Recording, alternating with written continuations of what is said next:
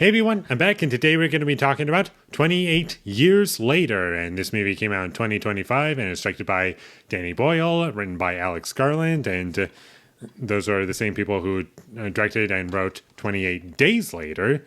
And 28 Weeks Later is the sequel. We never got 28 months later, so we just go straight into years because it's been enough time to where might as well be 28 years later from the first movie.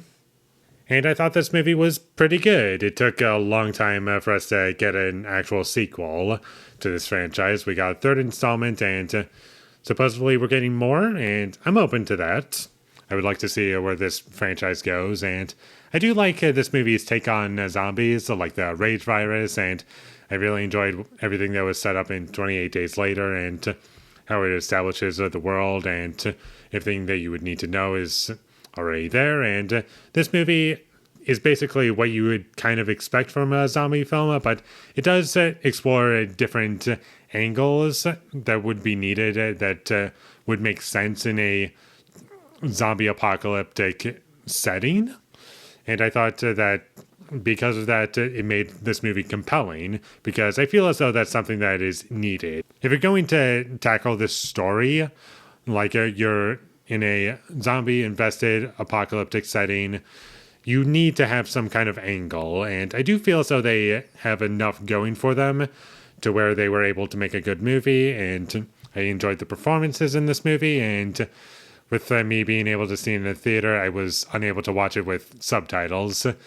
It took me a while to get used to that. And about 25 minutes in, maybe a little more, a little less, somewhere in there, is where I started to get used to everyone's accent. And I was like, okay, I'm able to kind of understand what they're talking about. And even if you miss a line, I feel as though because of how this movie is presented visually, you can kind of just fill the gaps in your head and it'll just make sense for you. And it's pretty simple in terms of what the movie explores and the roads that it goes down, and the violence was fun. I enjoyed how the zombies were treated, and the action was enjoyable. But I will say one thing that kind of let me down about this movie is that as far as a horror movie goes, I wasn't scared by anything or at any point.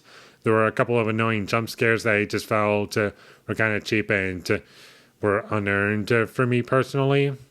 And I know that kind of happened in the first 28 Days Later, but I feel as though it was so much more effective and the way it was presented was a lot better. And this movie does have a style to it, and you can definitely tell that it's a movie from Danny Boyle, and the movie is very well shot. There are some really beautiful shots in this movie at times, and something I really enjoyed about it. And the music I also liked in this film. I thought it was different and was memorable and complemented the movie pretty well. I didn't feel as though it was cookie-cutter nonsense and just was bland, forgettable, and definitely going for a certain emotion and just coming across as emotionally manipulative. I felt as though it added a decent amount to the film. And although the horror doesn't really work for me in this movie, I do feel as though this movie excels at just about everything else, with the exception of a couple of things, which I kind of already touched on. But I liked the characters, I liked the directions the story goes, and it's pretty simple. It's not super complicated, and you can understand what things are being set up and where things are going. But I do feel as though the payoffs are not poorly handled at any point.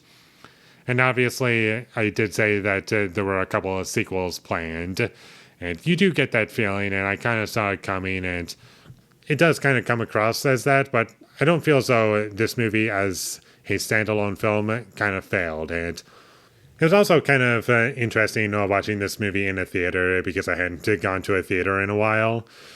And although the last movie I saw in a theater was Captain America Brave New World, it was still kind of fun to watch this movie in a theater, because I can't remember the last time I saw a zombie apocalypse movie in a theater, if ever.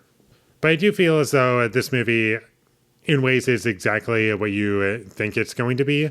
But I do feel as though it delivers on what you would want, and pretty much anyone can get something out of it, and you wouldn't leave unsatisfied for the most part. And the things that this movie explores, the different angles that we get, I do feel as though it benefits this movie. Kind of like in the first movie, it just comes up with things that you might not necessarily think about that may just be tiny things or big things, depending on how you look at it. And they really do add to the universe. Like in the first movie I mentioned, one thing that I never once thought about in a zombie apocalypse would be you would have to save on water, so you would have to resort to dry shaving. That's something that I'm sure no one is looking forward to. And this movie does have things like that, but I'm not going to get into those because I don't want to spoil anything. And with this movie being just under 2 hours long, I never once felt the runtime. I did feel as though the movie was going through a lot and had to establish a lot, and I do feel as though the movie succeeded at doing all these things. And I know I'm being quite vague when I talk about these things, but I'm trying to keep it that way because I don't want to spoil anything for you in this movie. So I would definitely recommend that you check it out. I think it's pretty good. Not as good as the first 28 Days Later, but much better than 28 Weeks Later, which I really hate. And it's one of my most viewed videos on my channel as of recording this. A lot of people really did not agree with what I had to say, which is fine. You don't have to. But I did enjoy this one, so check this movie out whenever you get the chance. And with all that being said, I'm going to give 28 Years Later a 7 out of 10. Thank you for watching my videos. As always, if you enjoyed this review, be sure to leave a like and comment down below you thought of 28 Years Later, and my social media links, they will all be in the description, so follow me there. And last but not least, subscribe to be a part of Foley Nation, and I'll see you when I get my next review up, and that is going to be for Harry Potter and the Order of the Phoenix. So look forward to that, but until I get that up, thank you for watching and have a great day.